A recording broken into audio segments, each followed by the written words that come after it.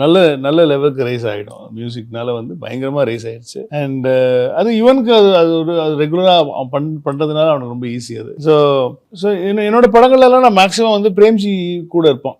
பிரேம்ஜி கூட இருந்துட்டு மிக்சிங்கில் சரி, ஏதாவது ரீமிக்ஸ் பண்ணணுன்னாலும் சரி. ஏன்னா பிரேம்ஜிக்கு மாஸ் பல்ஸ் பயங்கர ஜாஸ்தி. ஸோ அதெல்லாம் வந்து நான் இப்போ மச்சி ஒப்பந்த பாடல் பிரேம் பண்ணது தான். ஏன்னா அதே சரோஜா சாமா நிக்காலோ, எம்மாடி ஆத்தாடி, இந்த மாதிரி கமர்ஷியல் சாங்ஸ்லாம் இருக்குல்ல, இதெல்லாம் அவன் பக்காவாக பண்ணுறான். அவன் தான் ஆர்கஸ்ட்ரேட் பண்ணுவான், சூப்பராக பண்ணுவான்.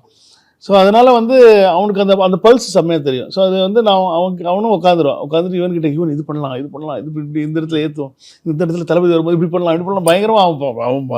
ஸோ அதுதான் இட்ஸ் ஒரு கூட்டு முயற்சின்னு தான் சொல்லணும். And as usual Yuvan has that ஒரு நாக் இருக்குது அவனுக்கு. அந்த இடத்துல புதுசாகவும் இருக்கணும், அதே சமயம் அதே கமர்ஷியலாகவும் இருக்கணும் அப்படிங்கிறது பயங்கரமாக பேசுவான்.